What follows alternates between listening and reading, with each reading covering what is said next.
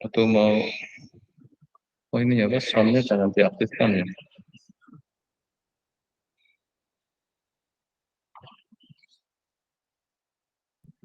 Jadi fix.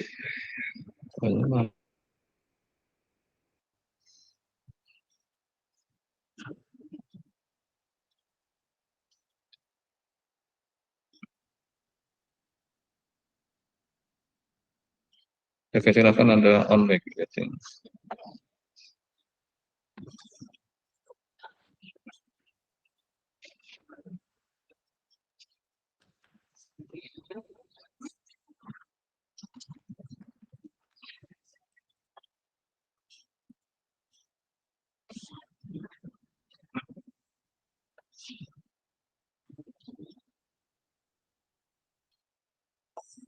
Oke, silakan dimulai. Untuk problem yang nomor 1, kita diminta untuk membuat regresi dari dataset tentang perjudian remaja di Inggris. Coba Anda sambil on mic, bisa nggak coba biar suaranya masuknya. Mic-nya aja yang di.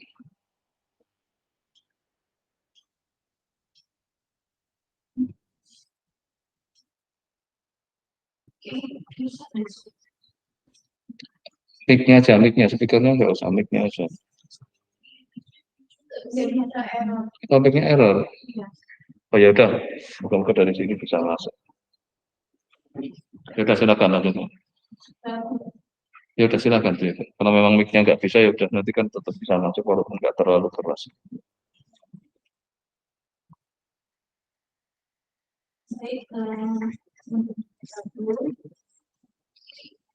Kita diminta untuk si dataset perjudian remaja di Inggris. Dari soal ini kita minta untuk menjawab dalam soal mulai dari untuk menjawab soal tersebut, yang pertama saja kita harus mengakses data yang kemarin data yang kita peroleh ternyata sebanyak 47 dan 5 kolom. Itu berarti sebanyak 47 observasi dari beberapa variabel-variabel.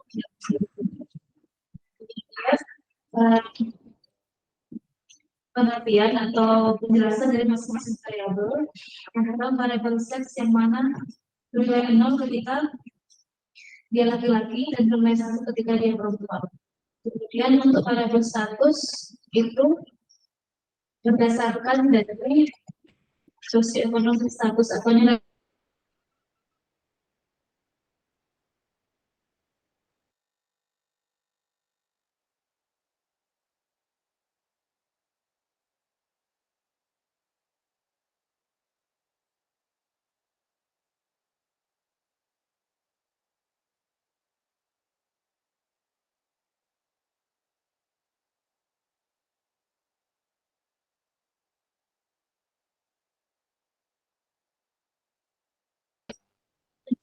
adalah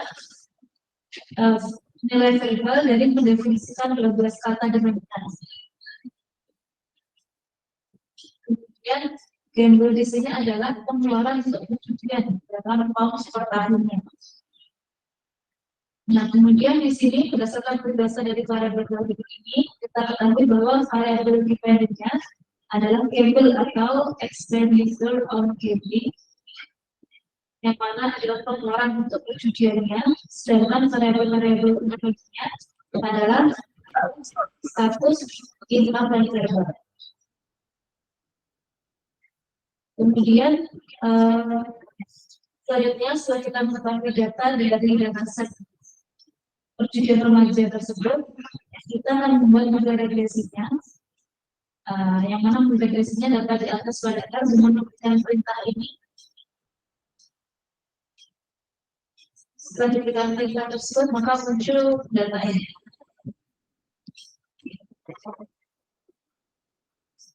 Ada residualsnya, coefficient, intercept, dan lain-lain sampai dengan statistik. Kemudian berdasarkan data ini, kita bisa menjawab masing-masing soalnya.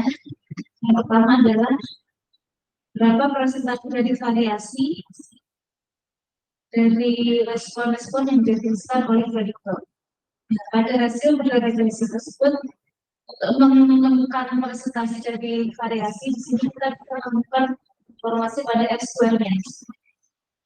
Yang mana di atas itu kita bisa melihat pada multiple F-square. Dan di sini adalah 0,5267.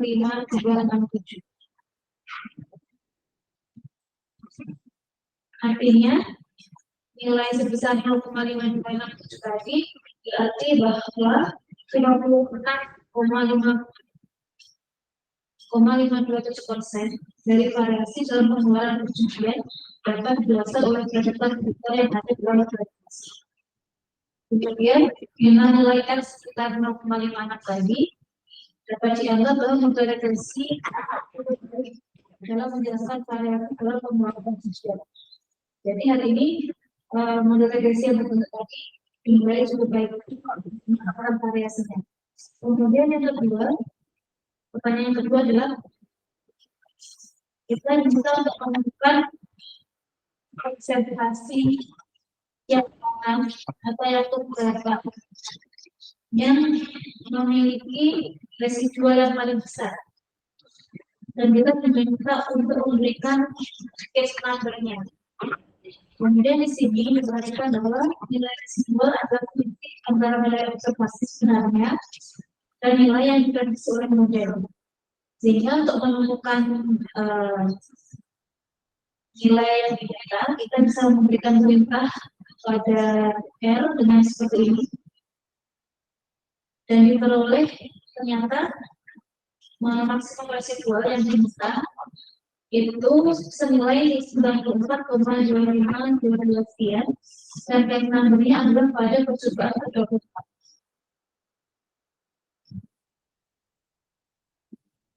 Kemudian yang ketiga, compute the mean and median of the residual. Artinya kita bisa untuk mencari nilai rata-rata dan median dari residual.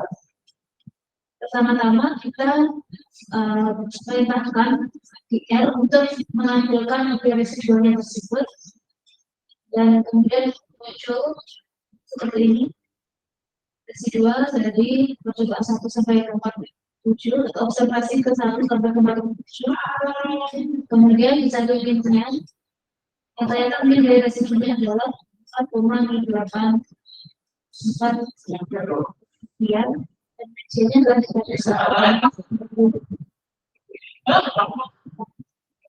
kemudian yang kemudian adalah kita bisa untuk cari atau berkorelasi nilai residual dengan nilai yang diminta.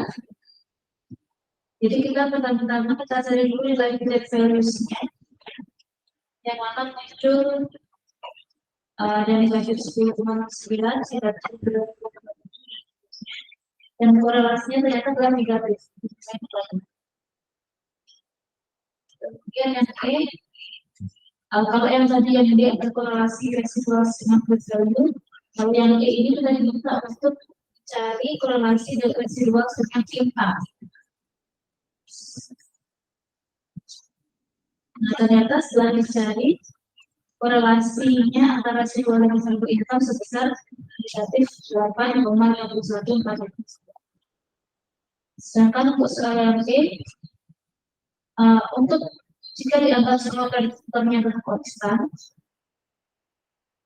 kita diminta untuk menjelaskan perbedaan prediksi pengeluaran pada perjudian untuk laki-laki berbandingkan dengan perempuan. Nah, di sini kita akan mencari perbedaannya dalam atau mencari perbedaan prediksi pengeluaran antara laki-laki dan perempuan.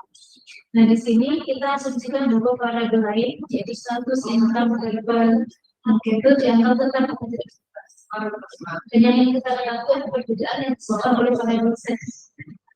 Di sini kita misalkan beta 1 ada koefisien estimasi pada variabel sex, kemudian jika B satunya lebih dari 0, nanti akan menunjukkan bahwa pria memiliki prediksi pengeluaran perjudian lebih. Kemudian jika beta satunya kurang dari 0 atau negatif, berarti kelompok wanita memiliki prediksi pengeluaran perjudian yang kecil. Ya nanti jika beta satunya sama-sama bahwa ada perbedaan antara prediksi pengeluaran kemudian antara pria dan wanita. Dan di sini jika kita melihat kembali model regresi yang tadi kita dari atas, diketahui bahwa nilai koefisien estimasinya pada variabel sex adalah negatif 22,11. Karena kemudian negatif, berdasarkan penjelasan ini, karena beta satunya berarti kalau dari 0, berarti kelompok wanita memiliki prediksi situasi yang Sekarang nih dari saya harapkan kan nggak cuma sekedar kita ngitung, tapi dari makna yang kita hitung. Contoh yang terakhir ini sudah memperlihatkan kan ada maknanya gitu kan. Yang di atas kayaknya nggak dikasih interpretasi itu. Coba misalkan yang A itu, ngitung apa tadi yang A, coba mulai dari yang paling atas. Yang bawah sudah bagus ini memberi, tapi yang A, Anda diminta melakukan apa? Ini. Artinya apa? Dapat 56% ini, L square 56%. itu berarti bahwa regresinya cukup baik untuk menjelaskan variasi dalam penggunaan. Nah, kata-kata cukup baik kan berarti jadi apa? Subjektif kan? Sebenarnya objektifnya adalah bahwa model regresi linear ini kemampuan menjelaskan hubungan antara prediktor itu yang saya ini terhadap pengeluaran perjudian itu hanya 56,5%. Jadi kita ada komentar baik apa enggak. Bayangin kalau itu hanya mampu menjelaskan kalau Anda misalnya, wah dengan kuliah saya hanya bisa jelas 56%. Kira-kira bayangin kan kalau ujian ya nilainya sekitar itulah kira-kira misalnya. Jadi ini artinya dengan model ini mungkin baru mampu menjelaskan di mana berarti kita harus nyari prediktor lain mungkin yang lebih. Oh mungkin penyebabnya bukan karena seks, bukan karena apa income-nya. Nah mungkin di sini yang nggak ada kayaknya malah pendidikan. Kalau di Indonesia itu kemungkinan pendidikan yang lebih dominan ya. Karena banyak sekali pendidikan lebih rendah itu pengeluaran judinya lebih banyak itu. Karena mereka apa, berpikir bahwa kalau dengan kerja biasa saya nggak akan bisa kaya gitu. Tapi dengan saya berjudi itu dengan cuman bayar misalnya Rp1.000 atau berapa jadi mungkin berapa kali lipat. Tapi peluangnya kan kecil. Mereka nggak berpikir peluang. Yang penting punya mimpi uangnya bisa berlipat. Makanya penipuan penggadakan uang aja sudah laku keras. Yang dulu siapa itu Kanjeng Dimas Kanjeng itu kan kayak gini aja ngeluarin uang langsung sudah pada percaya itu.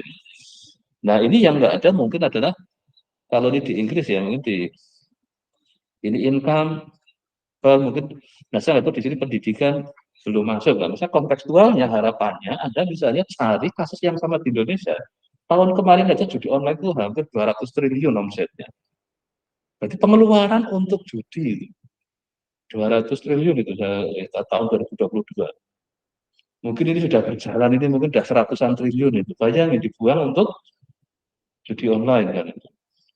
Padahal sumber income-nya belum tentu dari gajinya, ada yang orang penghasilan per hari 100 saja nyempatin ikut judi online, untuk makan gimana? Nah ini yang salah satu keprihatinannya, ini kan misalnya ada kontekstualnya ngambil dari BPS atau dari mana, bisa dapat data yang menarik misalnya, para pelaku judi online pendidikannya dari mana sih sebagian besar, itu misalnya. Nah nanti akan melihat model regresi ini kan linear ya kita sementara pasar karena memang kita lagi fokus di linear, bahwa berapa sih mampu menjelaskan tentang fenomena pengeluaran untuk judi misalnya di Indonesia. Nanti kalau tahu, oh ini yang paling kontribusi paling banyak ini aspek pendidikan, nah kita lakukan harus apa? Aspek pendidikan harus kita benahi. Atau mungkin dari pengetahuan apa tentang keuangan yang masih rendah, jadi mereka berpikirnya daripada apa tadi untuk investasi atau apa milih untuk judi. Ya ada orang-orang yang kelas penghasilan tinggi di Indonesia nggak ada ya berangkat ke mana itu ya untuk judi di mana itu yang paling mungkin ke Hong Kong lah kemana yang ada yang banyak untuk berjudi misalkan seperti itu.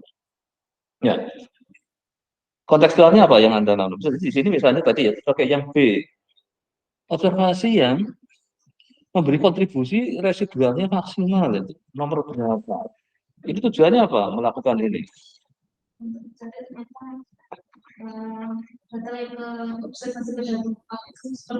Nah, setelah ketemu 24 ternyata dia yang menyumbangkan residualnya yang paling besar. Terus apa yang akan kita lakukan?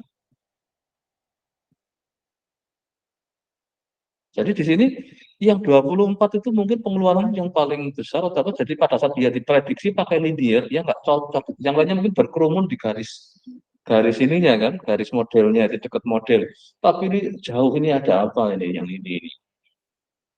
Nah kalau nah ini sebenarnya kalau tampil tadi ada visualnya antara residual dengan apa tadi si ininya akan kelihatan kan. Oh yang nomor 24 ini residualnya paling tinggi gitu. Jadi sumbernya misalnya residual, sorry, apa responnya tadi yang J-nya kan, yang respon ya yang ini kan, yang tadi yang dilihat kan ke responnya kan itu, yang punya besar paling apa?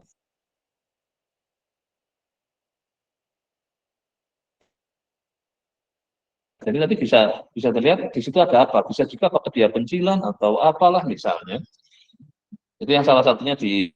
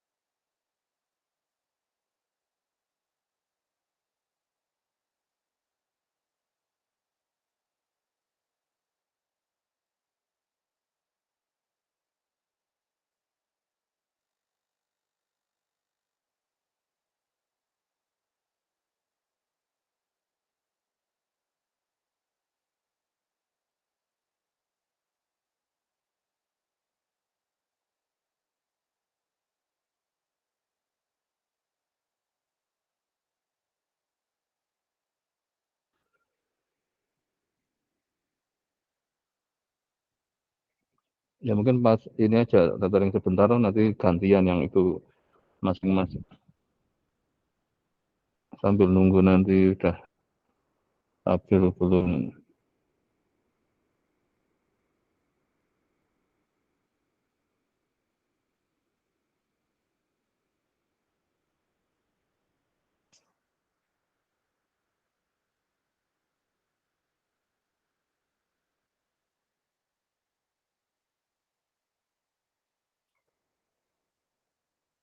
Itu apa memang enggak jalan.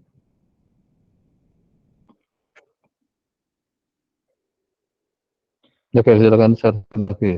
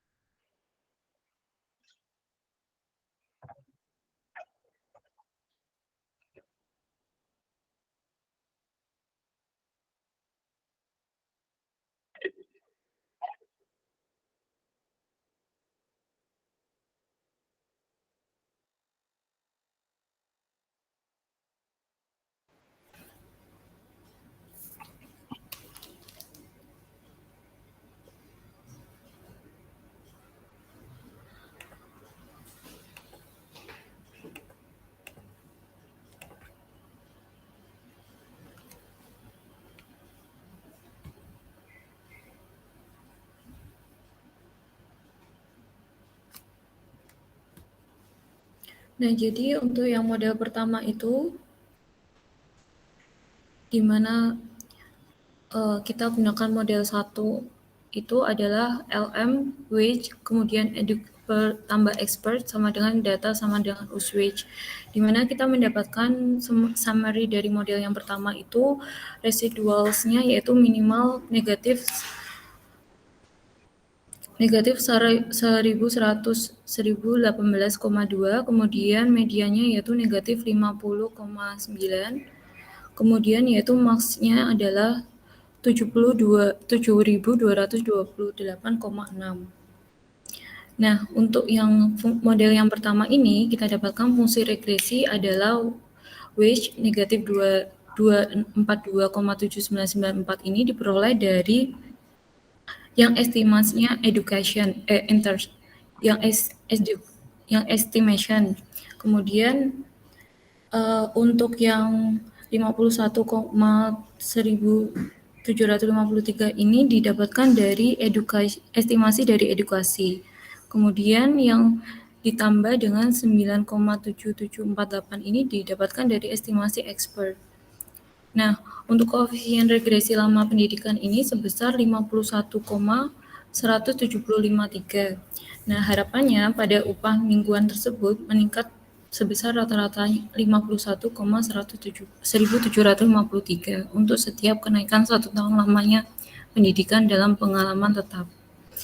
Nah, yang kemudian yang kedua yaitu interpretasi koefisien regresi model 2, di mana kita menggunakan log. Nah, untuk melakukan interpretasi koefisien regresi untuk tahun pendidikan namun dengan gaji yang telah dilogaritma, kemudian kita dapat kode modelnya yaitu model 2 LM log wage, di mana dipengaruhi oleh edukasi dan expert. Nah, untuk itu kita dapatkan summary-nya yaitu minimal adalah negatif 2,7533, kemudian medianya yaitu 0,1068, kemudian maksimalnya yaitu 3,5699. Nah, pada model 2 ini lebih alami atau natural karena pada model ini melibatkan logaritma dari kajian mingguan yang dapat menghasilkan nilai yang lebih mudah untuk diinterpretasikan dan lebih memiliki makna, terutama saat hubungan variabel independen dan dalam hal ini education dan experience, dan variabel dependennya yaitu wage.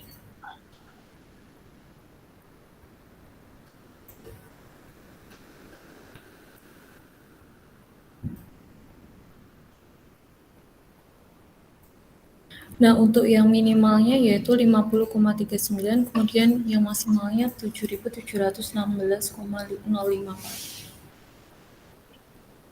Oke, jadi di model yang pertama apa yang terjadi tadi? Lihat model pertama. Bukan minus 2 berapa? Model pertama, yang persamaannya sih. Oh iya, iya. Kecil banget. Yang tadi sudah jadi persamaan aja tadi kan. Nah, di situ. Kan min 242 itu. Bayangin kalau orang yang satu sekolah sama ini nanti gajinya negatif kan punya hutang kan jadinya. Kalau semua dianggap nol itu. Nggak punya anak, dia nggak sekolah itu. Terus penghasilannya minus malah ini kan. Kalau setelah dilakukan jadinya persamaannya mana yang model 2? Jadinya seperti ini, Pak. Wage sama dengan 4, oke.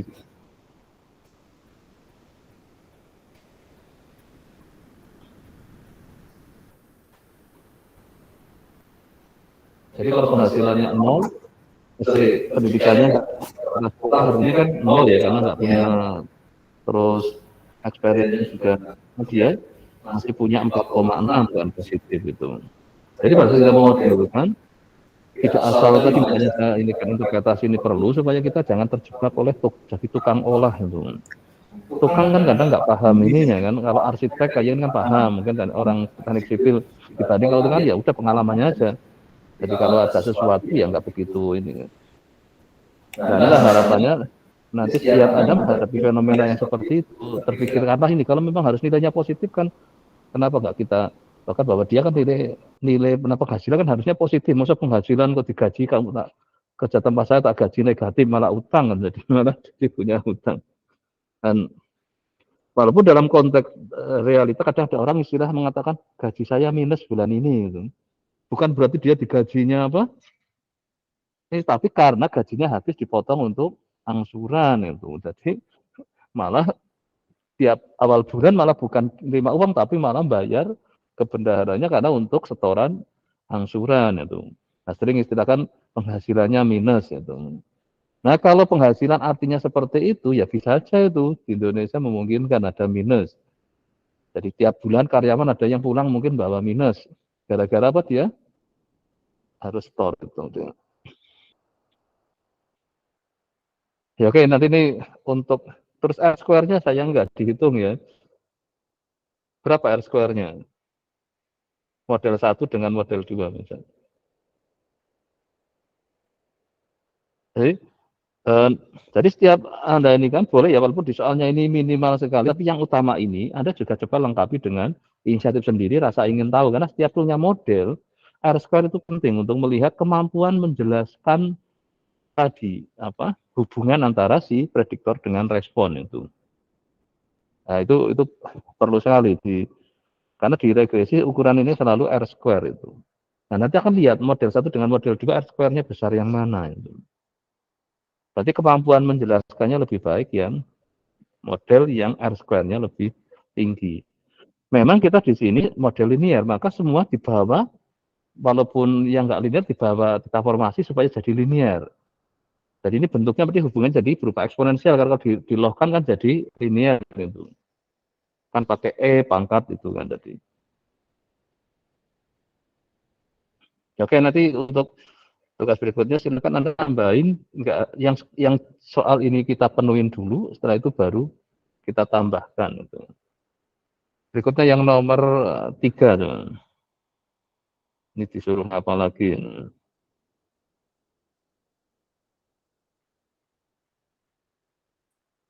Ini mengenerate latihan simulasi. Nomor 3 siapa? Jadi kadang kita terpaksa nggak punya data, tapi kita ingin bikin data. Gitu. Ini ingin bikin data yang namanya Y adalah X-nya dari 1 sampai 20, Y-nya X per R normal 20 itu apa artinya di situ.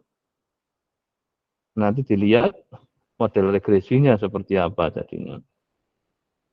Nah, kadang kita terpaksa kalau pada saat kita kesulitan data untuk orang-orang modeling itu bisa mengenerate data sendiri itu. Yang sesuai apa asumsi yang kita bangun itu.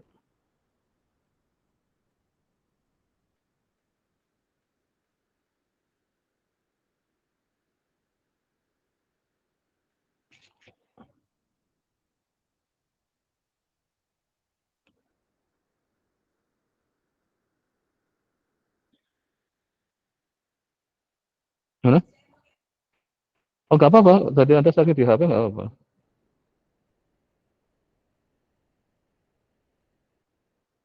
Cuman cara besarinya gimana? Oh,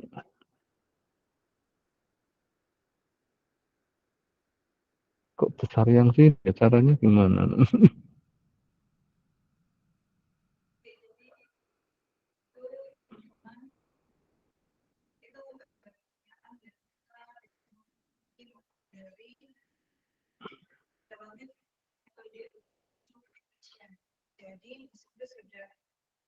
Oh ya, mungkin yang lainnya coba live ya, keluar dari Google Meet, yang biar yang presentasi sama saya aja. Nanti jadikan nggak penuhin. Yang lainnya silakan live, tinggal Dani aja yang presentasi. Oh, tetap nggak mau. Oh, lah ini mau. Nah, udah kelihatan mau.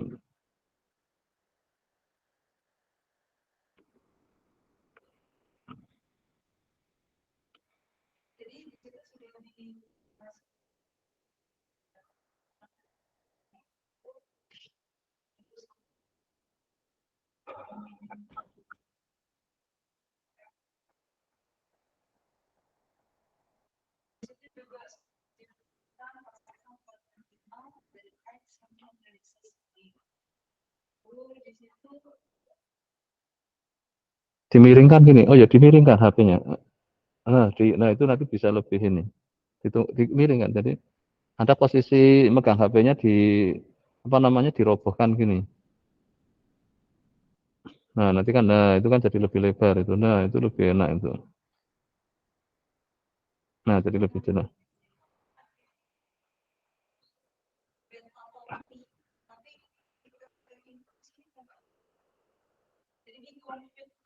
Ya mungkin yang PDF aja nggak apa-apa, yang ininya nggak usah dulu, nanti gampang yang ininya dulu aja. Yang PDF yang full, yang hanya PDF only aja.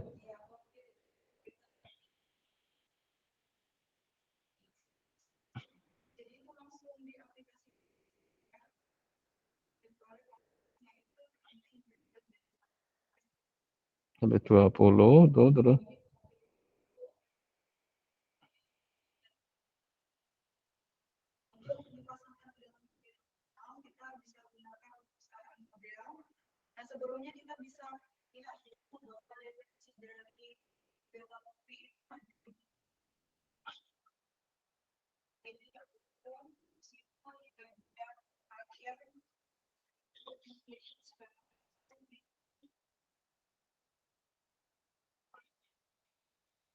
Nah, beta topinya mana hasilnya ada yang di sini hasilnya ada beta topi kan estimasi dari coefficientnya. Nah langsung aja di ini LM model.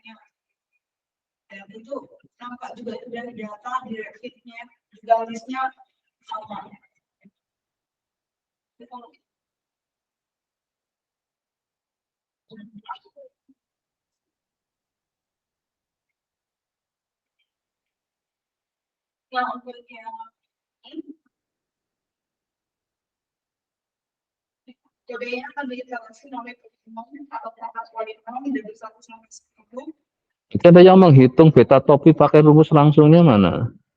Beta topi yang pakai X transpose X inverse kalikan X transpose Y-nya bikin nggak? Nah itu yang namanya direct calculation. Kalau yang pakai LM itu pakai paketnya si R-nya, posit cloud-nya. Jadi maksudnya ini suruh ngerjakan pakai yang satunya pakai apa? Beta topi, X transpose X, inverse, X transpose Y. Hasilnya apa? Terus yang satunya pakai LM, Nanti kan ada hasilnya kan. Nah, yang beta topi yang mana? Nah, nanti sama kan hasilnya harusnya itu. Maksudnya direct itu ya pakai rumusnya ini.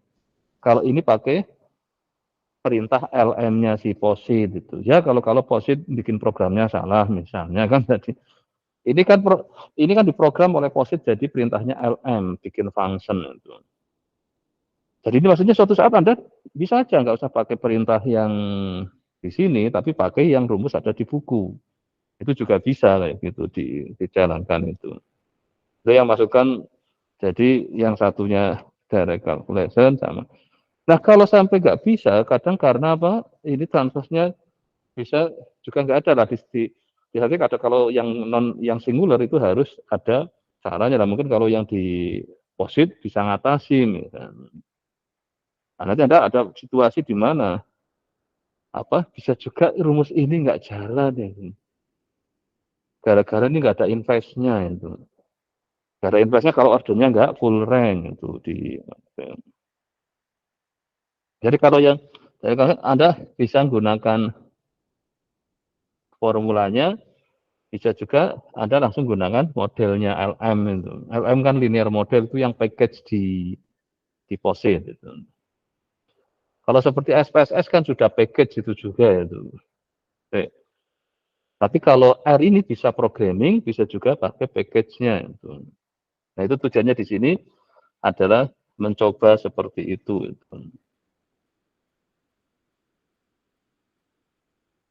Ya nanti apa? Ya dicoba terus pakai perintah apa ini yang pangkat 2 adalah polimer derajat 2 ini. Ini kan LM X plus I X pangkat 2 ya itu. Ya kan nanti dilengkapi nggak apa sudah oke sudah cukup saya kira udah. Terus berikutnya yang nomor 4-nya siapa? Oke silakan. Anda join dulu.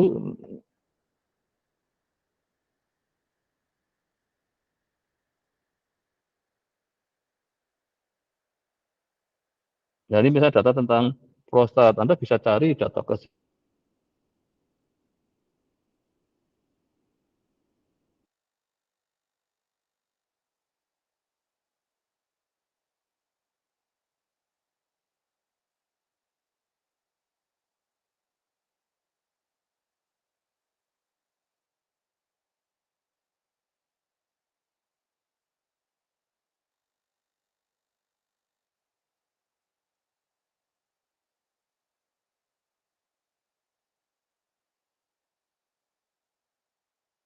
ini kan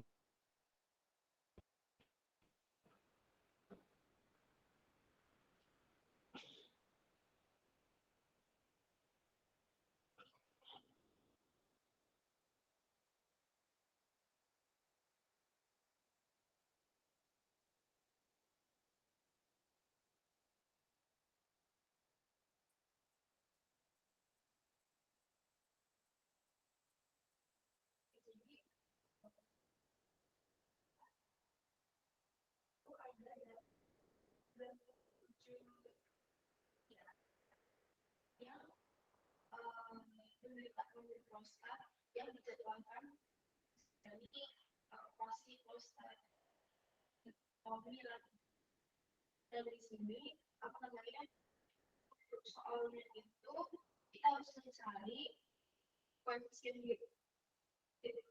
apa n square dan residual integral. Nah, yang pertama ini semua kalau LPSA itu apa di sini singkat? Ada apa nama dari jelas apa LPSA itu apa?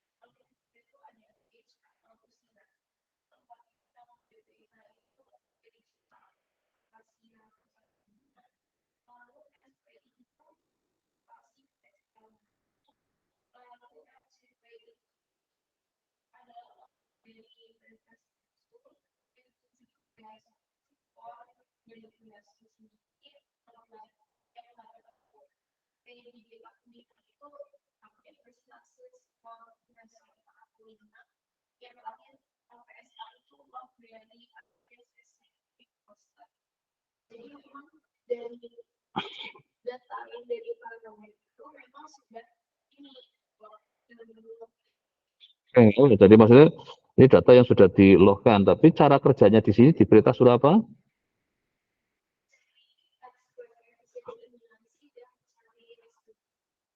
Tapi bertahap. Pertama masukin dulu kafol, terus W, SPI. Nanti dilihat dampaknya. Ini maunya yang nanti diregresi namanya stepwise model. Jadi pertama saya masukin dulu kafol, coba berapa R square-nya itu. Nah, itu hasilnya mana? Yang satu variabel dulu, yang apa kafol apa?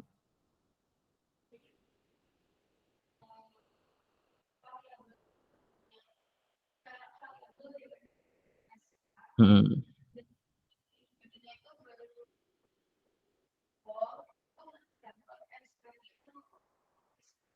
Berapa? Mungkin lebih enak nyebutnya 53% gitu daripada, karena ini kan lebih enak pakai bahasa persen kan. Jadi 53%, kan masih kecil kayak tadi yang Azul kan dapat sekitar 50-an% juga kan tadi. Nah, sekarang dilanjut kalau ditambahin variabel yang lain misalnya. Mungkin urut-urutannya di sini suruh nambah apa? Weight misalnya.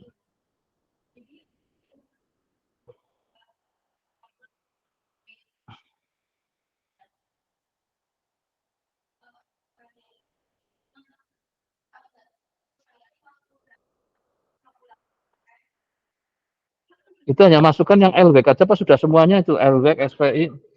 Masih satu-satu, oke. Tapi yang tadi yang kavolnya dikeluarin, ditambahkan kan? Jadi kavol tambahi LW, oke. Jadinya berapa nambahnya persennya? Berarti nambah cuma 7% kan itu.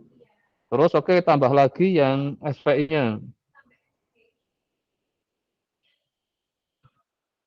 Oke sudah tambah hampir ya 5% ya. Terus tambah lagi LPPH.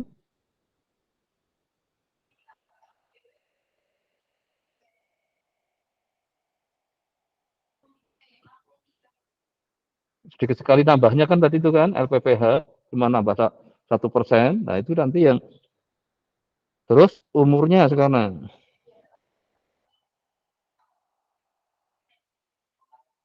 Ini nambahnya juga cuma 3%. Terus lagi tambahi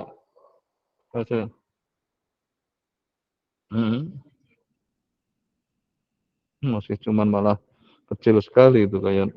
Terus tambah lagi yang PGG.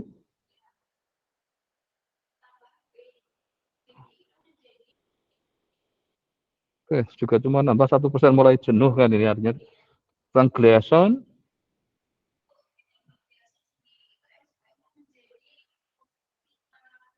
Wah, berarti kan sudah semua masuk aja masih 65% kan. Nah ini lah ya, jadi terus akhirnya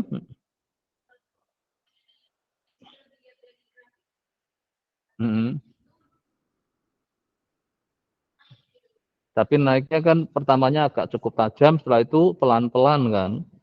Jadi penambahannya enggak. Tapi dari sisi residualnya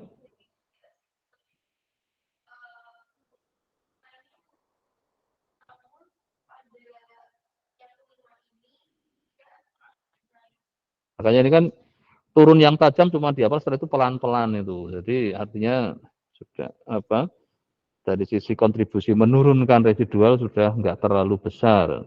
Dan ini fenomena yang ini itu nanti kalau secara statistik besok akan dites secara menggunakan, kalau ini kan gunakan namanya visual, kita tahap dilihat ini kayaknya supaya kita bisa menghayati apa sih yang namanya R square itu. Nambah terus banyak seperti misalnya gini. Saya kerja dengan misalnya dan aja sudah bisa menyelesaikan sampai 60% pekerjaan. Nambah lagi cuma jadi 62%, kan nggak banding kan. Nambah lagi semua cuma 60%. Nggak apa, padahal untuk itu saya harus bayar lagi pegawai terus kayak gitu. Kayak seperti kalau ada project lah itu kan nambah tukang, wah ini nggak ada gunanya ini. Nah, itu namanya kalau bahasa regresi ini pengaruhnya sudah enggak besar itu. Jadi ini mirip seperti kalau ini jadi tadi dari startnya berapa 53% ya tadi ya 50. Nah, masih yang kedua masih lumayan jadi 60-an kan tadi. Tapi setelah itu kayak nambahnya enggak sebanding itu. Nah, inilah fenomena ini yang nanti ada nanti di statistik kita punya metode ada step by, forward, backward gitu. Jadi ini kalau yang ini dari depan satu persatu dulu. Oh saya perlu nambah lagi. Seperti kalau nanti ada project, mungkin dapat satu orang dulu lah. Oh masih kurang, tambah lagi. Udah nambah banyak tetap aja nggak ada progres. Berarti karena yang tambahan baru itu nggak signifikan pengaruhnya. Ya, oke, saya kira ini nanti kontekstualnya silakan kalau masih di urusan ini artinya apa? Yang berkontribusi terhadap LPS apa tadi itu misalnya itu sebenarnya apa? Mungkin dari variabel pertama aja, yang kedua mungkin sudah cukup, yang lainnya kayaknya nggak terlalu besar pengaruhnya untuk memprediksi. Karena nanti kan untuk prediksi kan setelah dilakukan itu. Dan ini adalah modeling nanti saya harapkan, makanya kenapa kalau misalnya dari soal ini Anda nggak begitu, ini Anda boleh cari data sendiri yang namanya kontekstual. Jadi misalnya saya ingin mengerem dunia judi misalnya supaya omset judi makin turun. Prediktor apa yang efektif? Intervensi mungkin polisi atau pakai polisi atau polisi sibernya atau BSSN itu berarti mungkin dia akan ini ditutup lama-lama jadi omsetnya turun karena apa orang Indonesia sudah nggak bisa akses lagi gitu. Tapi kemarin dimatikan berapa ribu ininya yang tumbuh ya banyak lagi itu. Jadi memang ini perang siber betul itu. Tapi omsetnya kan besar 200-an triliun kan sebenarnya. Ya. Hmm. Hmm. Hmm. Ya, makanya yang harus ada datanya, cari data di BPS saja. Kalau yang nggak ada, masa kita mau cari kan ya mahal kan. Iya, data dari mana saja. Jadi kalau ini data ini kan data luar, mungkin pakai BPS saja lah. BPS maksimal kita bisa lihat apa. Kalau riset beneran harusnya adalah kita memang cari tadi. Jadi misalkan kan gini, kemarin, ayo silakan BSSN mulai intervensi, ikut andil itu. Pada dimatikan, Kominfo ikut andil, mematikan banyak ini. Omsetnya turun enggak? Kalau omsetnya tetap nggak turun, mungkin jumlah bandar judinya turun, tapi tetap penggemarnya masih tinggi itu. Nah mungkin kalau menarik lagi kalau bisa dicek oleh PPATK itu per bandar judi online itu omsetnya berapa. Nah yang omset paling besar itu langsung matikan dulu gitu. Nanti ngefeknya kan lebih. Nah jadi ngurangi banyaknya apa? Banyaknya bandar judinya dulu. Di sini nggak ada kan bandar judinya tadi. Kalau bandar judi dimatikan semua otomatis omsetnya kan habis itu. Jadi yang paling signifikan adalah mematikan bandarnya, tapi yang mematikan nggak gampang itu. Patah tumbuh hilang berganti katanya itu. Nah nanti silahkan di Indonesia bisa nggak? Mungkin searching di internet bisa itu. Kadang di berita malah itu muncul jumlah ininya berapa tahun. Tapi memang ya nggak mudah ya karena kita data kadang susah didapat. Jadi ya sedapatnya aja ini hanya untuk latihan. Tapi kalau pada saat Anda kerja kan data beneran. Kalau sudah pakai data beneran ya kalau bisa bener-bener memodelkannya, nggak taunya setelah datanya beneran, yang memodelkan nggak bener gitu. Jadi akibatnya salah prediksi. Banyak kan orang salah prediksi. Ini kan semua hal harus ada hitung-hitungannya istilah bahasanya kan. Jadi misalkan apa orang melakukan aktivitas mesti maunya ada lah itu. Jadi apapun suatu kebijakan sebenarnya itu semacam intervensi atau jadi prediktor nanti responnya apa. Jadi sekali lagi untuk kontekstual ya sedapatnya namanya itu kita kan hanya kayak pemulung data itu kan. Kalau kita beli data ya masuk untuk kuliah beli data ya terlalu mahal lah.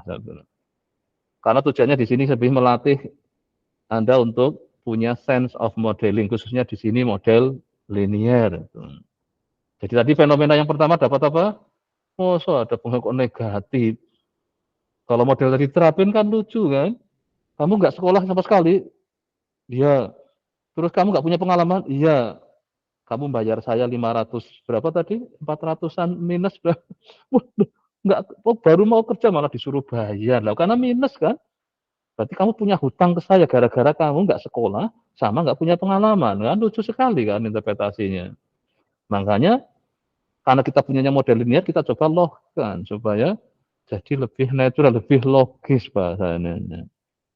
Tapi kalau kita hanya, model linear kan yang penting Y sama dengan apa terus ini X gitu kan. Dapatlah alfanya kok negatif. Artinya kalau semua ininya 0, Y-nya jadi negatif. Masa penghasilan kok negatif? Nah itu bisa untuk stand up comedy kan. Jadi kan, ayo kamu apa? Sekolah enggak? Saya enggak pernah sekolah. Oh berarti X-nya 0 kan. Terus kalau punya pengalaman? Enggak. Oh kalau kamu kerja tempat saya harus bayar ke saya sekarang 500 gara-gara pakai model regresi ini kan.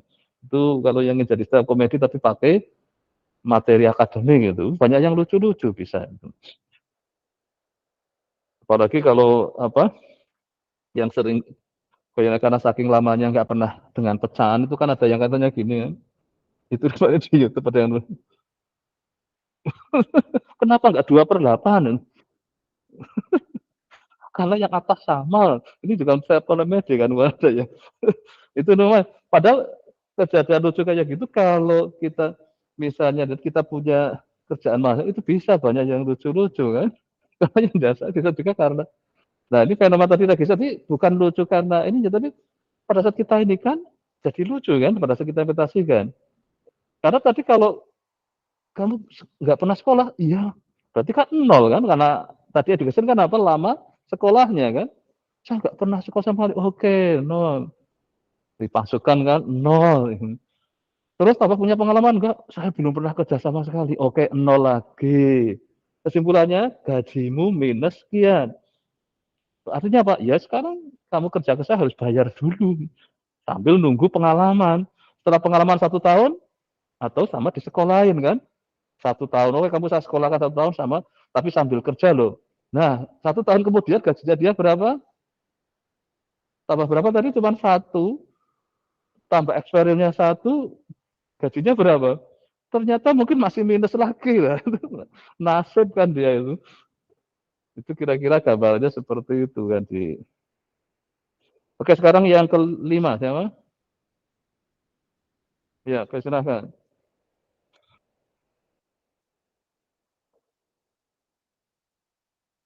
Ini masih prostat data tapi disuruh apa?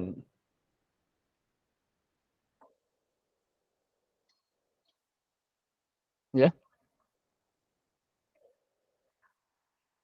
Hmm.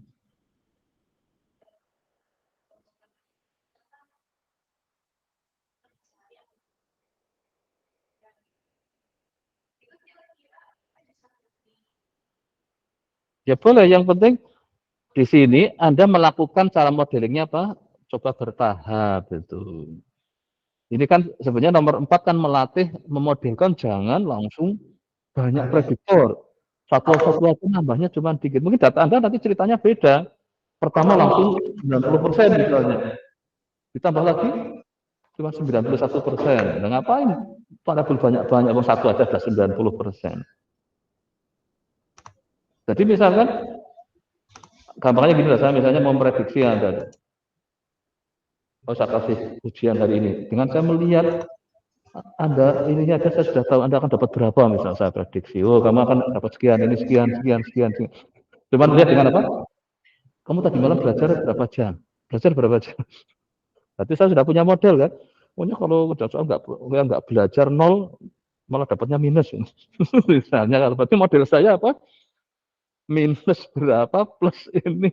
Hati-hati ya kalau yang nggak belajar, malah dapat minus dari saya gitu kan. Karena saya menilai dengan apa? Tanya belajarnya. Misalkan seperti. Oke, bisa nggak?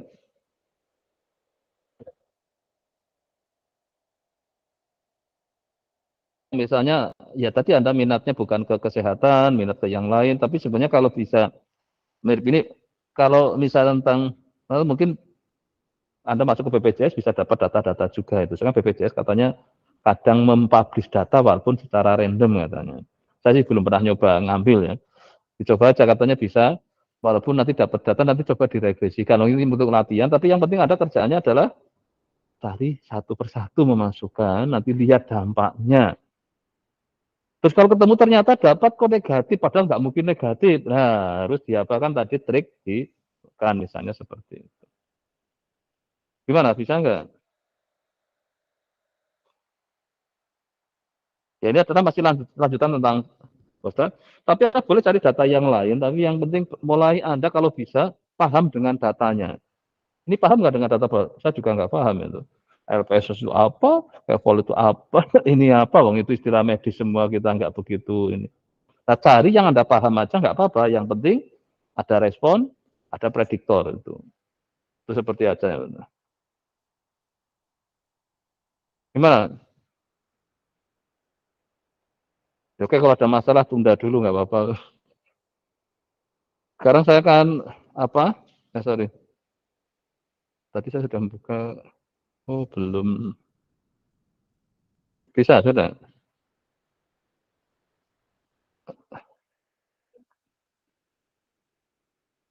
Gimana?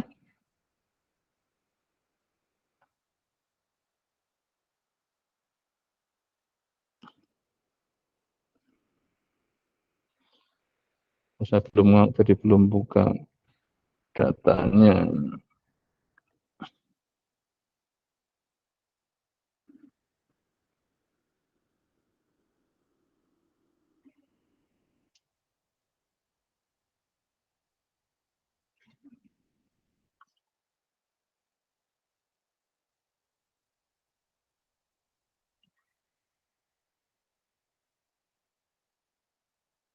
Mana classroom?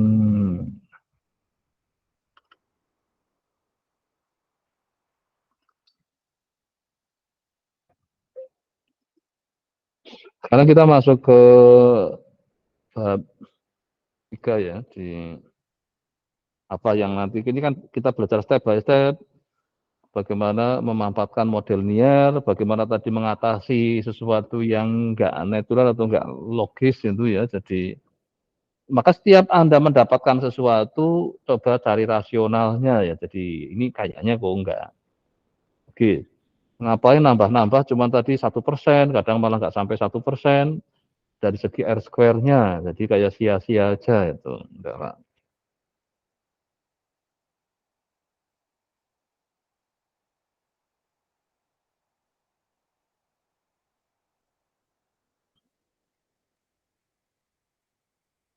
Kita masih ke 3 ya? Masih bab 3 ya? Jadi di bab 3 kita akan lihat apa di sini untuk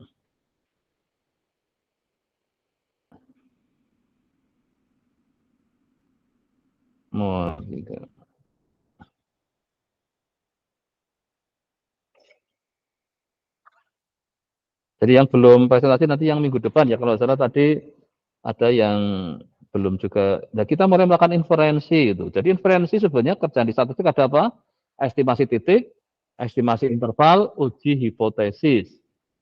Nah, estimasi titik, nah inilah yang kalau kita estimasi titik itu tadi yang namanya kita hitung langsung. Pakai rumusnya ini loh. Kalau pakai package-nya tadi cuma LM, ya dapat beta topi sama-sama. Tapi kita harus nyari beta topinya di mana. Di apa output-nya tadi yang banyak itu. Tapi kalau kita ngitung dari beta topi, ya dapat cuma satu kan beta topi. Tapi kalau pakai LM dapat banyak itu. Nah, di statistik, karena kita asumsinya errornya harus normal minnya 0, variansinya sigma kuadrat. Maka akhirnya apa? Beta topinya akan berdistribusi normal dengan minnya beta variansinya ini. Jadi ini akan, itu namanya salah satu asumsi. Apakah nanti benar enggak nanti ada uji, dia residualnya yang diuji nanti, normal apa enggak? Atau si Y-nya sendiri juga akan diuji normal apa enggak? Karena kalau di sini kita mempunyai model seperti ini, Y sama dengan alfa plus beta X plus epsilon, nah ini epsilonnya adalah normal 0 sigma kuadrat. Maka berarti Y-nya juga akan normal apa? Ini kan alfa plus beta X sigma kuadrat. Tapi kalau saya mempunyai beta topi, itu estimatornya tadi ini kan, beta topi kan estimatornya koefisiennya ini, beta topi. Jadi ini beta 0, beta 1 biasanya tulisnya kayak gini. Nah ini berarti apa? Beta 1 adalah ini. Itu adalah juga normal yang harus diinikan. Nah, maka perlu juga nanti diuji. Kalau nggak normal ya jangan paksakan. Kalau errornya nggak normal. Maka tadi residual kenapa diamati juga. Yang ekstrim tadi kan ada nomor 24 besar banget ini. Kalau normal artinya residual bisa diplot. Dia kalau diinikan normal harusnya apa? Simetris. Tadi enggak kan? Rata-rata dengan mediannya beda kan? Rata-ratanya positif, mediannya negatif. Padahal kalau normal, median dan rata-rata itu sama. Modusnya sama. Jadi ciri tadi kemungkinan dicurigai dia adalah enggak normal misalnya. Tapi nanti pakai pengujian kalau nanti di tahap berikutnya. Jadi kita bisa melakukan apa? Beberapa pengujian untuk antara model di sini apa? Yang dari modelnya dengan model populasinya sering maunya ini. Jadi namanya kalau yang ininya adalah sampel, terus kita ingin lihat antara populasi dengan model sama enggak. Maka kadang kita bisa ngoverlaykan itu. Maka pada saat kita melakukan proses estimasi, sebenarnya kita harusnya antara model dengan ininya gambarnya enggak begitu jelas enggak? Adalah kita ingin mencari yang menyebabkan dia adalah nilai. Ini ya kalau bisa sekecil mungkin. Atau kalau bisa ini kan dia adalah sama. Nah, uji yang dipakai adalah nanti kita akan mempunyai namanya, ini adalah F, distribusi F. Dengan derajat bebasnya P min Q dan N min P. P adalah banyaknya apa? Prediktor. P banyak, ya banyaknya apa variabel ini. Nah, ini adalah prosedur untuk menguji dari derajat bebas dari ini untuk menggunakan uji F ya. Itu menguji bahwa model regresi itu adalah apa istilahnya model ini diterima lah, model ini memang sesuai sama tidak sesuai itu. Maka nanti kita akan gunakan adalah uji, nanti akan keluar kayaknya di tadi outputnya mungkin sudah ada muncul di sana uji F-nya kayaknya. Tidak kelihatan ada F enggak tadi di outputnya, nanti kita lihat di ini. Jadi di sini kalau semua ini 0 artinya apa? Kalau semua 0 koefisiennya. Kalau semua 0 artinya apa? Ini enggak ada pengaruhnya sama sekali si prediktor itu. Jadi si Y itu dipengaruhi sama sekali oleh X-nya. Jadi dia hanya ya sudah, ya tidak ada ininya. Nah, pakai uji F-nya ini nanti Anda boleh hitung sendiri pakai rumus ini boleh, pakai yang nanti apa? Package-nya juga nanti Anda bisa bandingkan juga kalau di soalnya diperintahkan gitu. Jadi inilah ujinya. Jadi SS regression dibagi SS residualnya. Maka hasilnya ada F di sini. Nah, nanti tadi sudah keluar belum di summary-nya? Nanti tampilannya ada ini seperti ini. Saving ini di mana yang ini kalau uji ini uji per apa prediktornya. Yang F-nya dia ngeluarinnya di mana? Ini RSS yang tadi ya, jadi karena mau dihitung bertahap ya. Terus ini sampai uji F-nya. Biasanya ada yang keluar dalam bentuk sudah tabel, coba ini dia ngeluarkan. Nah ini kan yang F-nya ini. Jadi kalau F-nya besar, berarti makin besar menunjukkan apa? H0 ditolak, bahwa dia memang ada pengaruhnya. Tapi itu untuk menguji secara bersama-sama semua itu. Jadi ternyata ada berapa? Ada yang prediktornya banyak, ada yang prediktornya sedikit.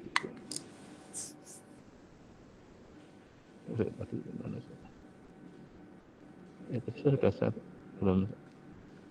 Kalau nggak set spin nggak perlu.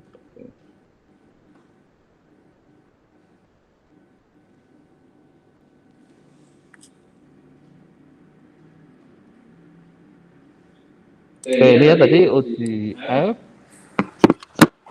Oh, mungkin ada yang ini, coba dimatikan. Kayaknya ada saja. Nah, supaya suaranya oke ya udah. Oke, terus jadi kita lihat di sini.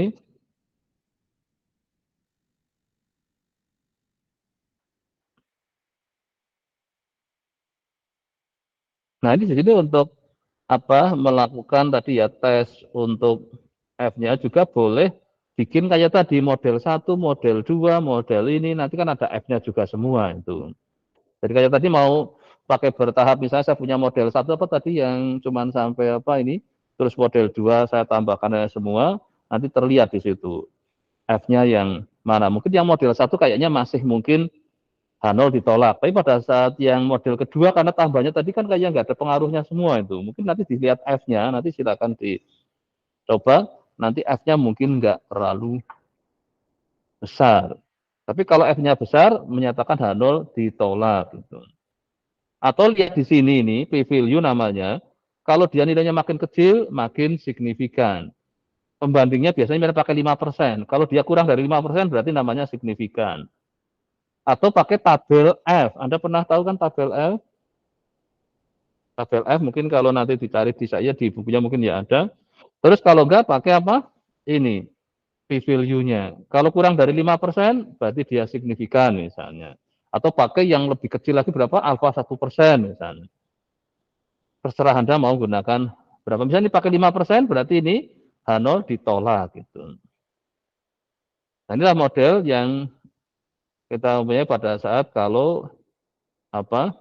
Nah, ini bisa juga kita buat model tapi diredus kayak gini. Jadi yang beberapa digabungkan ini dijumlahkan. Jadi akhirnya parameternya lebih sedikit. Mungkin apa dengan apa dijumlahkan, tapi yang mesti yang relevan harus hati-hati di sini nggak asal sembarang apa. Misalnya nanti berat badan ditambah tinggi badan kan ya kacau kan. Apa-apa yang di sini maksudnya kalau redus ini di sini harus ada punya kepentingan yang jelas. Jadi misalnya XJ plus XA ya apa, kalau nggak jelas ya jangan coba-coba nanti hasilnya malah nggak jelas itu. Nah nanti kita bisa bandingin ada dua model yang ada misalnya.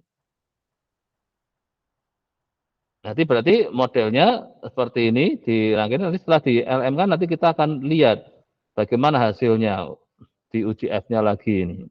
Ternyata H0-nya diterima ini karena F-nya kecil, p-value-nya besar kan ini 20%. Maka berarti apa?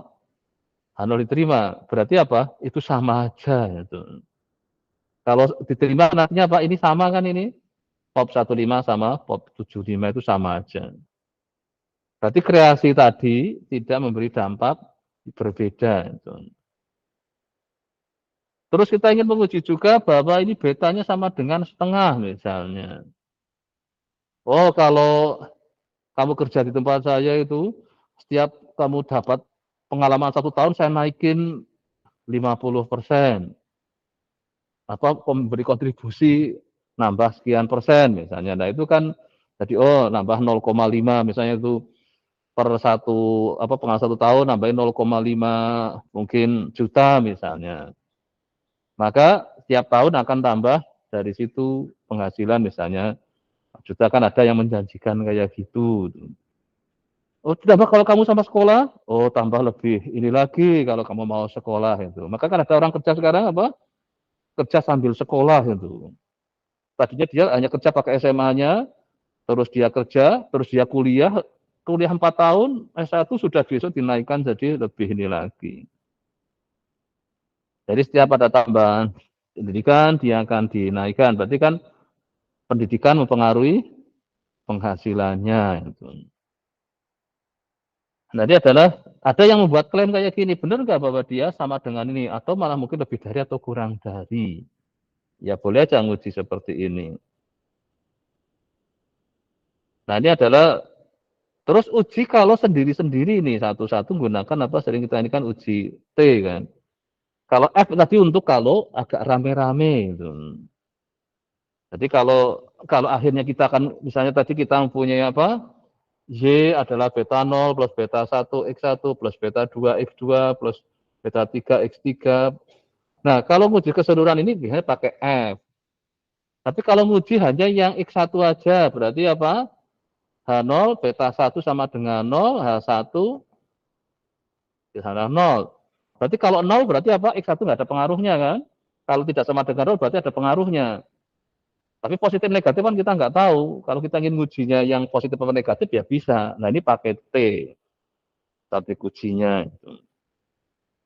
Kalau untuk uji yang, makanya tadi kan di outputnya ada yang keluarannya ada T-nya kan itu, yang diinikannya. Nah sekarang untuk berbagai macam pasangan lah kalau kita inginkannya. Jadi permutasinya. Jadi berbagai kombinasi ingin di. Nah ini kalau, nah ini ada T kan itu. Yang T ini yang uji apa? Per koefisiennya sendiri bisa, terus per ini variabel X1, variabel X2, seperti itu. Nah, kita bisa menguji kalau H0 diterima berarti dia nilainya 0. Kalau ditolak berarti tidak 0. Ada pengaruhnya apa enggak. Gitu.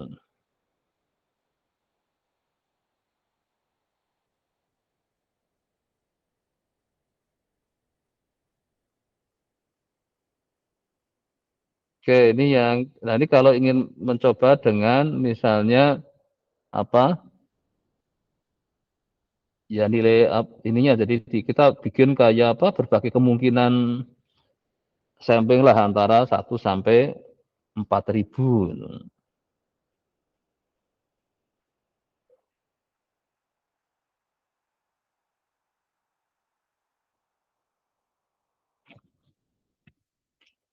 Nah ini uji paket T-nya nanti hasilnya seperti apa dari masing-masing itu. Nanti bisa dilihat sekian persen mungkin yang signifikan, sekian persen mungkin enggak, misalnya seperti itu. Nah sekarang di samping uji kayak tadi berbagai kombinasi atau permutasi, terus kita ingin lihat interval konfidensi. Jadi misalkan kalau kita ini tadi koefisien ini misalnya pengalaman kerja misalnya. Kalau beta 1 misalnya berada antara misalkan 0,2 sampai 0,5 misalnya. Artinya apa? Setiap kenaikan 1 dia mungkinan bisa menggerakkan kontribusi antara 0,2 sampai 0,5. Kalau kamu kalau jadi saya nambah pengalaman 1 ini akan bertambah 0,2 sampai 0,5, ngatakan gitu, enggak fix 0,5 gitu enggak, tapi antara 0,2 sampai 0,5. Berarti suatu saat cuma 0,2 bisa juga sampai 0,5. Dengan konfidensi berapa kepercayaannya? Nah inilah alfanya menunjukkan konfidennya. Kalau 90% berarti alfanya berapa? 10%. Nah, ini paket T kalau per bagian. Jadi per apa? Koefisien ininya itu. Nah, kalau yang agak yang rame-rame ini, yang lebih dari ya, menggunakan apa? F di sini. Berarti berupa apa? Kayak kan ini di sini kalau ditulis sendiri-sendiri kan ini, tapi bisa juga kan saya mempunyai apa? Kayak seperti vektor kan. Beta 2, beta 3. Nah, ini antara berapa sampai berapa di sini. Ini juga AB-nya kan ada. Nah, itu nanti kita pakai F kalau yang punya, kalau yang beramai-ramai pakai F, kalau yang sendiri-sendiri pakai T. Gitu.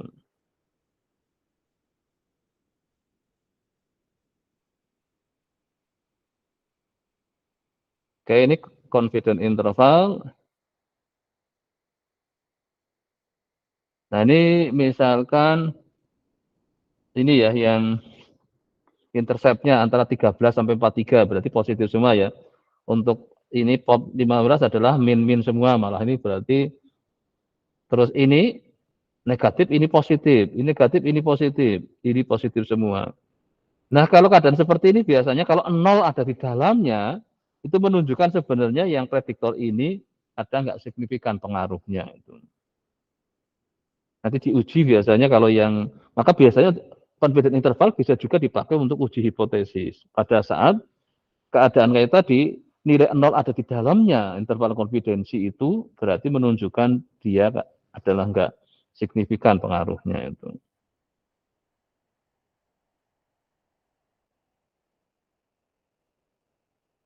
Nah, kalau ingin digambarkan dalam bentuk plot, berarti kalau satu dimensi kan garis gini kan. Kalau dua dimensi kan sudah mulai inilah kadang kita membutuhkan jadi bentuknya bisa berupa kayak elips itu. Kan nggak lingkaran dia itu. Nanti boleh aja nih gambarkannya pakai nanti ini. Mungkin ada ilustrasinya. Nah ini. Ini kalau dua kan bisa jadi bentuknya berupa elips itu. Jadi awalnya nanti Anda ikuti ini aja dulu, baru ingin nyoba dengan data sendiri. Itu dari yang kontekstual maksudnya itu. Jadi Anda biar datanya tidak data seperti yang di buku, kan hanya untuk latihan apa? Merunningnya, komputasinya dulu itu. Nah sekarang kalau tadi parameternya, sekarang adalah prediction-nya. Jadi Z-topinya juga kita ingin bahwa responnya dia antara berapa sampai berapa. Nah inilah. Jadi si Y-nya ini yang ingin saya prediksi interval. Maka berarti Y apa 0 ini berada antara berapa sampai berapa. Misalnya ini batas bawah, ini batas atasnya. Untuk nilai apa X-nya tertentu itu dia. Jadi misalkan gini, kalau sudah begini tadi, pendidikannya sekian tahun, pengalaman sekian tahun, maka penghasilannya antara sekian sampai sekian. Nah, itulah interval konfidensi untuk respon. Jadi kalau orang yang penghasilannya, pengalamannya 2 tahun, pendidikannya mungkin sekolah selama 10 tahun, maka penghasilannya antara sekian sampai sekian. Itu berarti dengan confidence interval untuk responnya itu. Prediction-nya yang mau diinikan. Jadi kadang-kadang orang kan tanya kan, kalau yang misalkan lulusan SMA, berarti sekolah berapa? 12 tahun ya. Ditambah nggak punya pengalaman. Penghasilan berapa sampai berapa ya kalau di sini? Nah itulah. Ya kalau yang kayak gitu antara sekian sampai sekian. Misalnya. Makanya kemarin kan yang jadi viral gara-gara ada orang yang melaporkan kerja di Singapura kan itu jadi pegawai di apa namanya itu restoran atau apa itu. Kalau yang kemarin bikin malah ini lagi anaknya siapa? Si Uya Kuya ke Amerika, anaknya ke sekolah di Amerika, tapi sambil kerja di restoran. Dia sengaja datang ke situ yang melayani anaknya. Berapa gajinya per jam? Berapa $17.000 atau berapa? Lumayan kok ini kan. Bisa seminggu sudah dapat uang sekian, bisa untuk beli-beli apa gitu. Padahal sebenarnya kan orang tua minta orang tua boleh kan? Ya, tapi dia melihat wah kok kerja cuma sebentar. Padahal cuma ngelayanin orang gitu aja dibayar tinggi karena yang mau melakukan sedikit kan. Kalau nggak ada pegawainya kan ya kalau pakai robot lebih mahal kan. Ya ada mungkin yang pakai robot kan. Karena mereka tenaga untuk yang malah kadang di level bawah itu lebih mahal. Di Indonesia kan malah enggak. Nah itulah yang ini mengestimate, maka silakan Anda cari-cari data ya. Kalau orang setelah dapat modelnya tadi, Anda ingin dapat estimasi interval. Maka kalau Anda hitung sendiri ya pakai ini. Tapi kalau pakai package-nya ya ada. Ini namanya kalau direct calculation. Anda ngitung sendiri pakai rumus ini ya bisa. Kalau perintahnya direct calculation berarti pakai rumus yang ada di buku. Tapi kalau langsung dari modelnya ya tinggal pakai perintah LM-nya berarti sudah dapat keluarin aja interval konfidensi.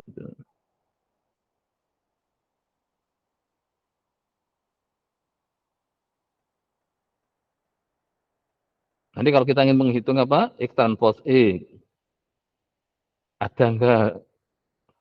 Kan bisa juga enggak ada investnya kan? Tadi kalau misalnya ternyata berarti memang dia enggak bisa di kan misalnya kita ingin tahu X transpose E.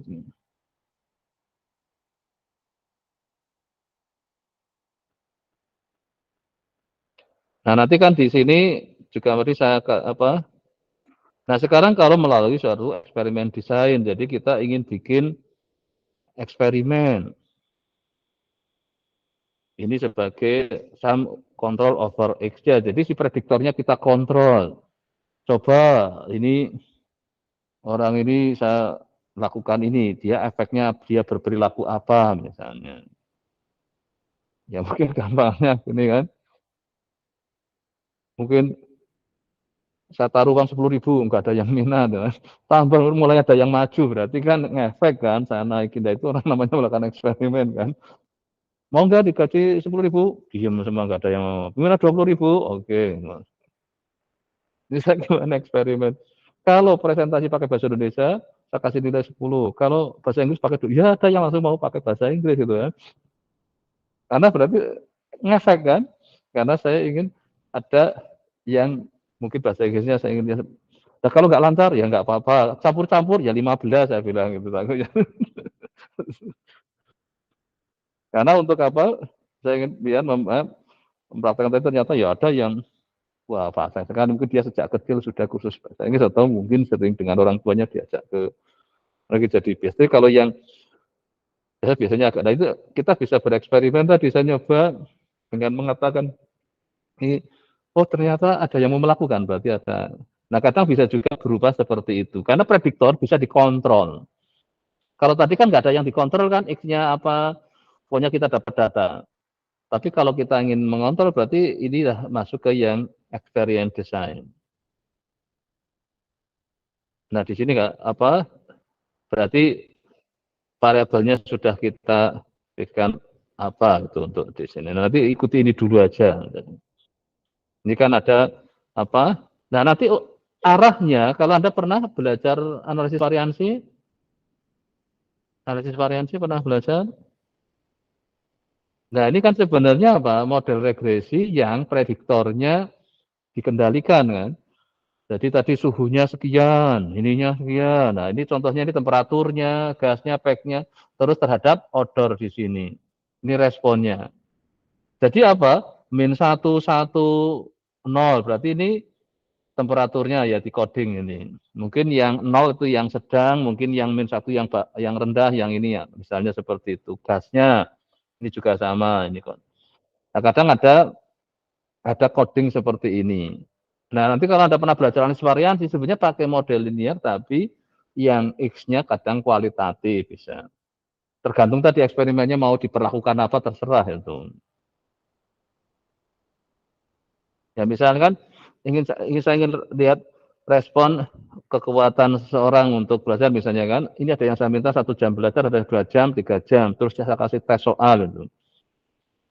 Mungkin asumsinya kan yang belajarnya banyak, mesti nanti yang nilainya paling ternyata bisa juga enggak.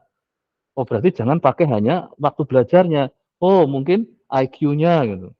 Oh nggak tahunya yang 1 jam itu nilainya bagus karena IQ-nya tinggi. Yang ini udah 3 jam karena IQ-nya lebih rendah ternyata hasilnya malah lebih jelek. Nah itu berarti ada efek. Nah inilah yang namanya menggunakan eksperimen. Nanti Anda boleh nyari data-data eksperimen terus diolah pakai ini. Yang dapat kebagian yang berapa ini? Section berapa tadi? 36. Cari aja di internet kan nanti ada apa paper-paper yang eksperimen desain mungkin di bidang peternakan atau apa kan sering melakukan eksperimen desain mungkin biologis ini mungkin ya mungkin kimia juga kadang melakukan itu. Kalau kita kan nggak pernah eksperimen kan, karena satu ya cuma pakai dan. Nah kalau kita hitung langsung ya kayak gini tapi kalau pakai package-nya ya ada. Nanti kan ini kan bisa itu. Oke ini nanti ini kalau ingin lihat yang X transpose X-nya. Nah ini kan hasilnya kan sama nih LM order, estimate-nya, terus ininya uji ini mana yang jadi signifikan apa enggak. Jadi ini mirip seperti modelnya tapi dibangun dari apa? Eksperimen desain. Sebenarnya kalau pernah belajar analisis variansi ya itu udah sebenarnya ini melakukan. Kadang ada yang perintahnya langsung dari analisis variansi bisa juga melalui regresi tapi ada coding di kualitatifnya itu karena di eksperimen desain biasanya itu ada yang kualitatif, ada yang bisa juga kuantitatif. Apa ininya prediktornya. Kalau ini kebetulan kuantitatif ya karena temperatur dan gasnya.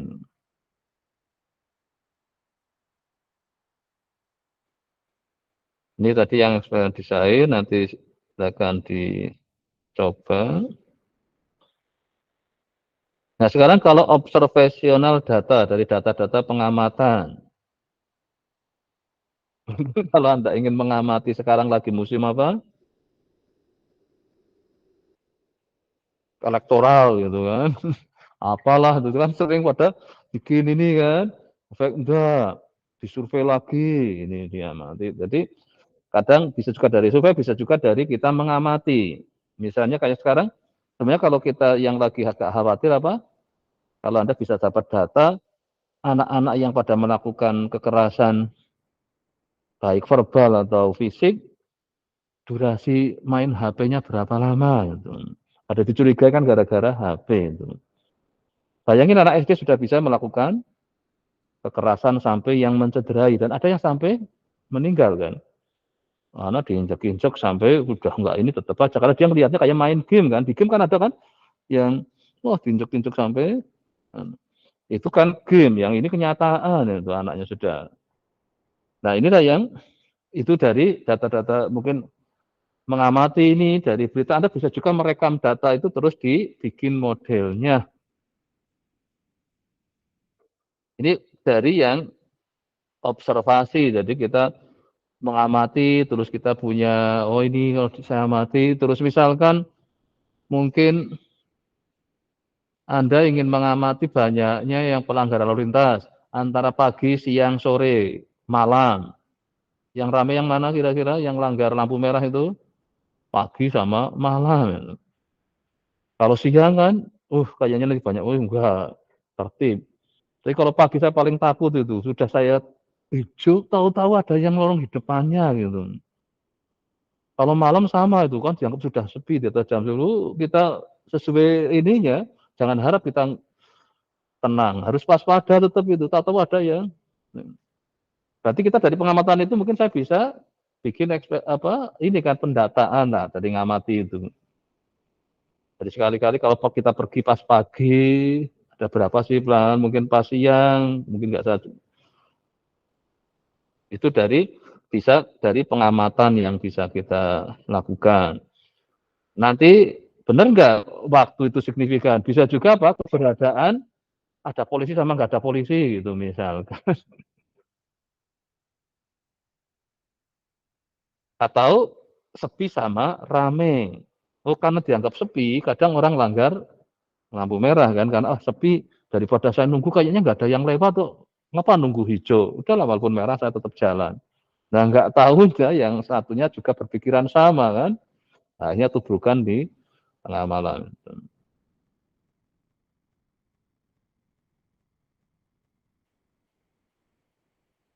Nah bisa juga ada kita jadi punya model seperti ini, yang ini malah dijumlahin, yang ini X-nya tetap, tapi ininya yang diselisihkan. Jadi artinya apa? Koefisiennya yang ini kan bisa juga kayak tadi yang proses dijumlahkan, kan sudah beda maknanya jadi di sini. Ya ini di sini ada kepentingan yang ingin dilakukan. Kita melakukan ini kepentingannya apa? Nah, B1 mengukur apa yang ininya ingin lihat selisihnya di ini kan tetap. Nah, ini yang sering melakukan kita ada perubahan yang jadi dibawa ke X1 plus X2, ini yang di sini. Yang ini malah di koefisiennya yang dirubah itu. Nah, nanti di sini kan dia ada dampaknya itu apa sih dia melakukan itu. Jadi ini buku ini memang dibangun dari para pengguna kan di sini kalau lihat track recordnya kan. Jadi ada kepentingan macam-macam kadang. Tapi tetap bahasanya pakai model linier, LM semua yang dipakai. Maka interpretasinya itulah yang nanti harap Anda perhatikan dengan baik gitu. Jadi kalau kita ingin lihat dari prediktornya ini ya, ada minus, ada plus, signifikan apa enggak? Oh ya ini ya tapi positif itu. Anda bisa bikin tabel kayak tadi kan, yang ini mungkin plus, ini mungkin minus, yang ini plus, berarti pengaruhnya positif, pengaruhnya. Tapi ternyata yang pengaruhnya negatif ini enggak signifikan. Yang plus juga enggak signifikan, yang nomor 3. Tapi yang banyaknya ininya 2, ini signifikan, ini positif signifikan. Anda bisa juga melakukan rekap seperti itu gitu. Untuk mengetahui dengan mudah apa? Oh, pengaruh pendidikan positif. Lama apa tadi pengalaman kerja positif. Tapi apalagi mungkin negatif misalnya. Jadi kita ngelihat dari sisi sign dari betanya itu. Positif apa negatif itu. Nah, inilah kalau mau diinikan dengan perintah di sini.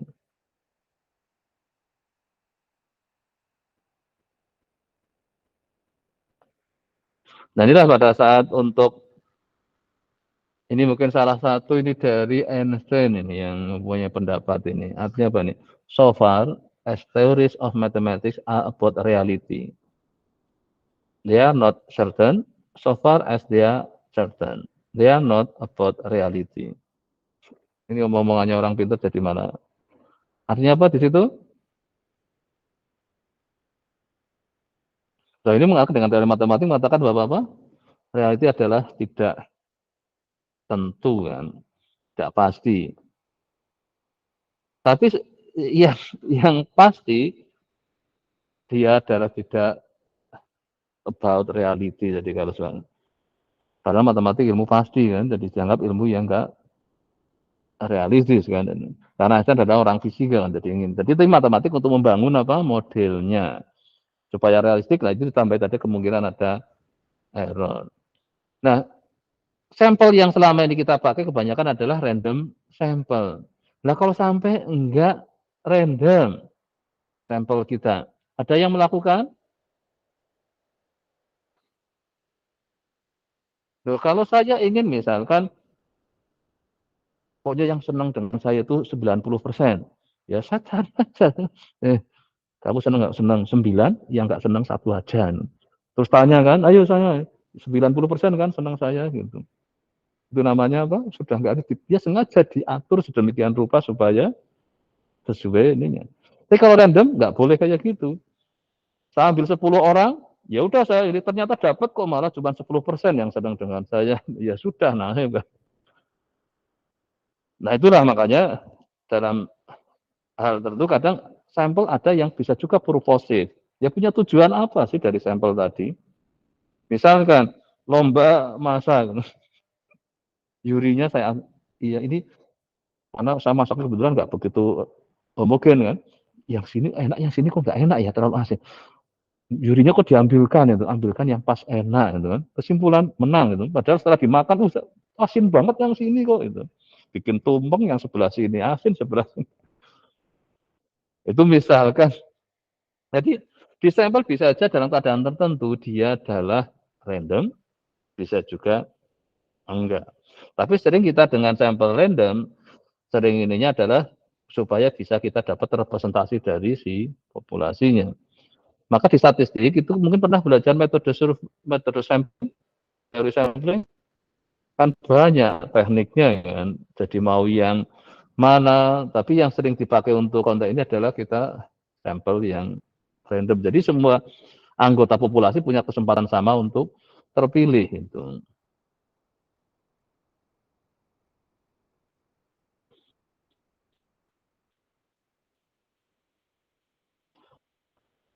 Terus juga mungkin kita kadang mengendalikan dari pemilihan prediktor juga range-nya itu.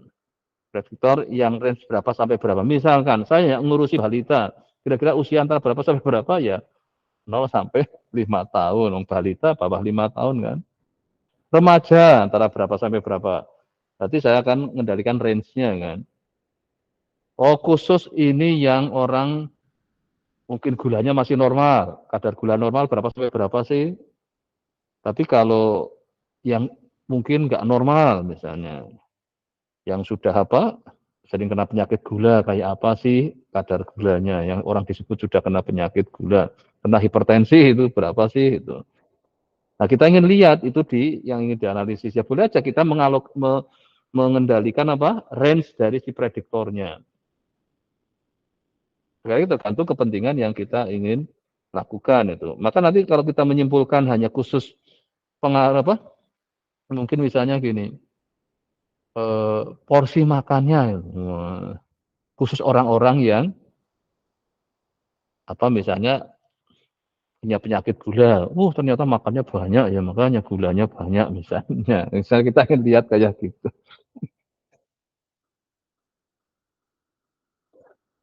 Nah, nanti silakan berbagai kepentingan bisa diinikan di statistik, misalnya ini untuk dari teori fisiknya bisa saja dia menginikan suatu model tertentu. Ya sebenarnya kalau kita kayak apa rumus S sama dengan V kali T. Itu kan sebenarnya sudah kayak suatu persamaan kan. Terus V sama ini kan juga ditemukan melalui ini di fisika itu. Terus misalkan kalau yang gravitasi dari sana dia berapa sih kecepatan akan turunnya misalnya. Terus berbagai hal yang mungkin di bidang-bidang fisika sudah ada, bisa saja kita mungkin cek apakah masih bisa bertahan sampai sekarang enggak. Tapi kalau Anda bayangkan misalnya antara kereta dengan misalkan naik bis dari Jakarta sama ke Jogja, lebih presisi yang mana? Yang kereta, karena kereta punya jalan sendiri gitu. Jadi dia boleh dikatakan fix kan, punya 8 jam Jakarta misalkan. Tapi kalau naik bis nggak bisa, karena ada constraint di jalan, mungkin ada macet, banyak, itu tergantung berbagai hal. Maka yang relatif dari sisi akurasinya tinggi yang kereta. Pesawat juga masih ya, mungkin kadang, tapi kadang juga enggak juga. Nah, karena dari aspek teori fisika bisa untuk membangun model juga untuk mengawali adanya model-model yang bisa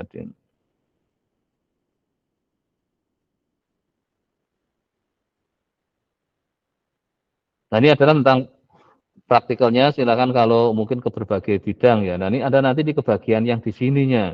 Mungkin ada yang kebetulan, misalnya ini kembali LPSA, berarti tentang prostat data ini. Ini kemarin tadi saya baginya gimana ya? Kayaknya saya geser ya. Sebentar.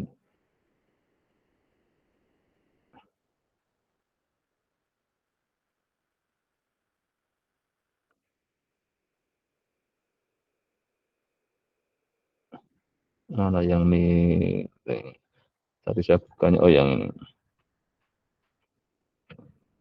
Soalnya nggak usah, ini selalu 5-5 terus itu.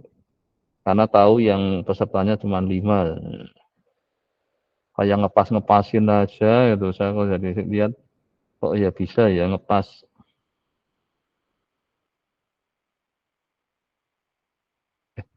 Oh ini yang lama, bentar. Kayaknya saya, ini tahun yang kemarin. Oh ya 2000.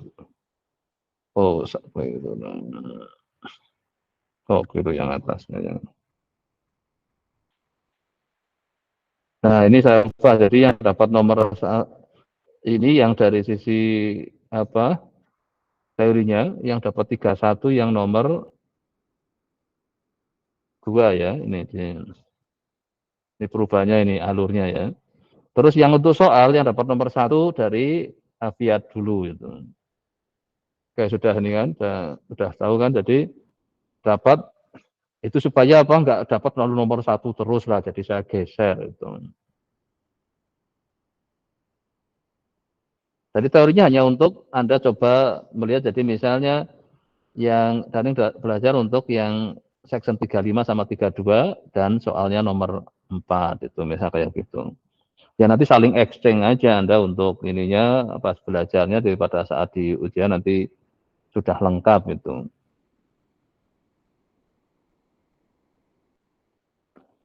Oke, sampai sini sudah tahu. Jadi ini soalnya kebetulan per bab selalu 5. Makanya buku ini pas untuk kuliah yang ini mahasiswanya 5, jadi menyesuaikan. Tapi tadi kalau saya hanya kasihkan soalnya, saya khawatirnya Anda nggak mencoba melihat teorinya juga. Jadi nanti harapan saya pada Anda kerjakan soalnya, itu teorinya ikut dimasukkan ya. Jadi kayak tadi ada perintah suruh yang kalkulasi ini, nanti berarti artinya pakai rumusnya. Terus satunya pakai package-nya. Kalau LM itu package itu sudah dari R-nya. Ini semua adalah yang namanya ngitung sendiri. Maka tadi kan diajarin ngitung apa? X transpose X inverse. Ini untuk kepentingan seperti ini.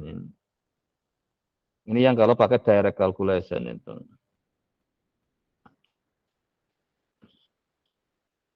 Jadi ini ada 5 soal. Ya.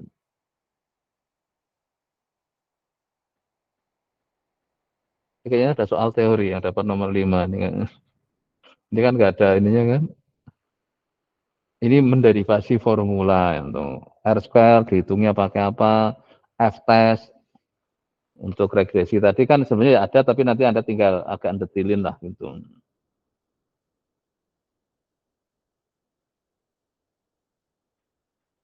Ini using the set data. Terus yang ini ini masih lagi yang judi masih ini keluar lagi.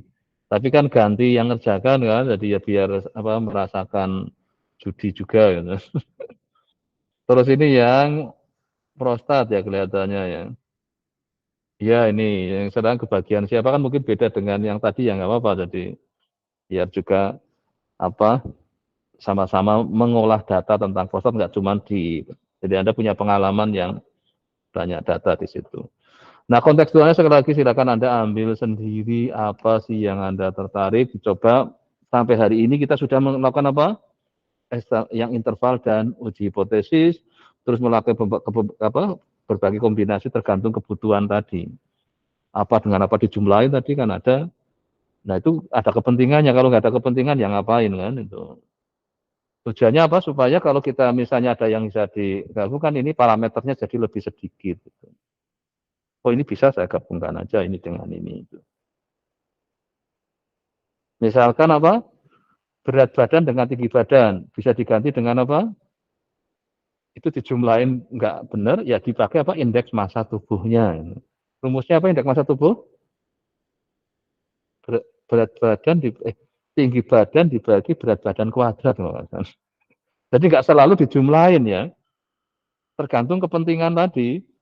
Kalau berat badan tambah tinggi badan, layak enggak untuk kita olah? Kayaknya enggak menarik kan. Tapi kalau indeks massa tubuh itu karena yang untuk ukuran orang medis. Kalau indeks massa tubuhnya sekian sampai sekian itu orang yang normal. Berat badan dengan tinggi badannya ideal. Misalnya kalau yang kayak sudah indeks massa tubuhnya sudah melebihi mesti ini. BMI apa ya? Body Mass Index gitu.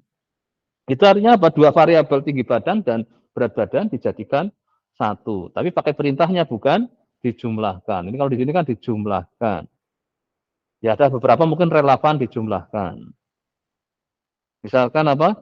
Ini penghasilan namanya penghasilan utama ya, misalnya ini yang sambilannya. Berarti kan udahlah dijumlahkan aja daripada dipisah itu misalnya. Itu kan ada kepentingan yang bisa ini. Oke, sampai sini ada yang tanyakan?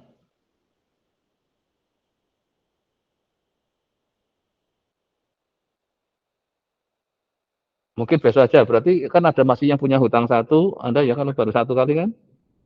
Iya, ini juga sama kan baru satu kali kan? Berarti minggu depan saya dulukan ya.